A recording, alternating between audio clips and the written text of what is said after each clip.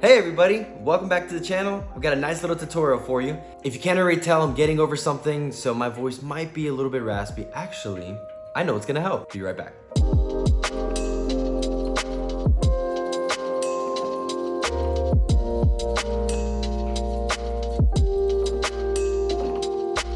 Come on, you knew what I was gonna say. Before the words even left my mouth, you knew it was time for coffee.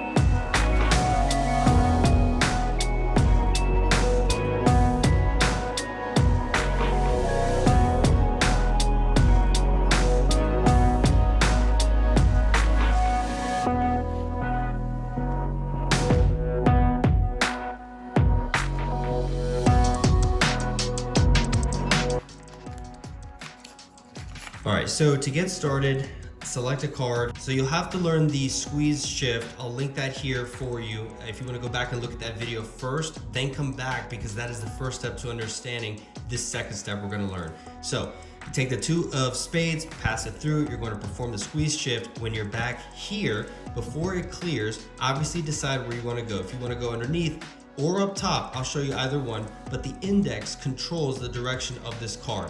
So you're going to, I'll move my hand out of the way just so you can see more clearly. You're going to squeeze it, you're going to direct it underneath the deck with the index, and then in your action of going to square it up, as you're probably a third of the way up, you're actually going to release with your pinky this card. It's gonna fly up. Now remember, your hand is covering this. When you go to hold the deck, use your thumb to push it down into a gambler's cup. It's not gonna take a whole lot of effort, but it just helps bury it further in so that when you take your hand back, it's following the natural curvature of your hand and you can just hand them the deck. They can do whatever. Then you can do whatever you want. Whenever you come back, you can either place it under the bottom or pocket it in real time. This is what it looks like. Pass it through.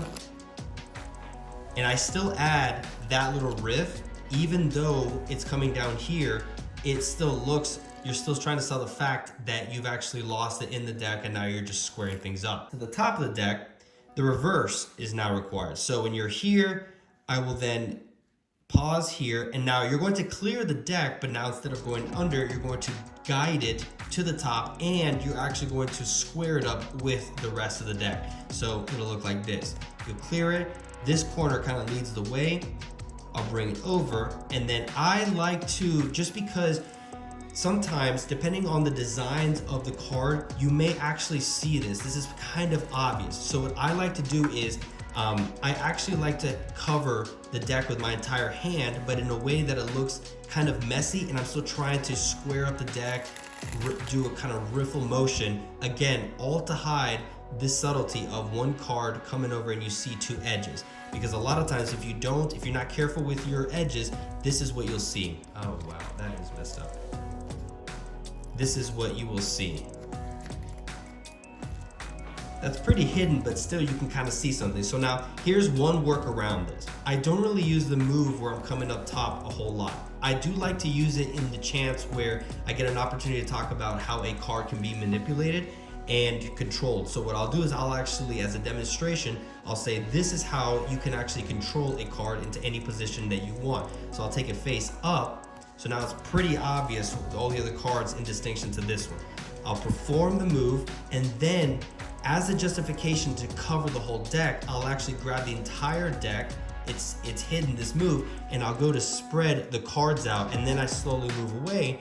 And it doesn't do a whole lot in terms of technique, but visually, it allows you justification to cover the whole deck with your hand because you're gonna bring it down and spread it, but you're making this card appear at the top.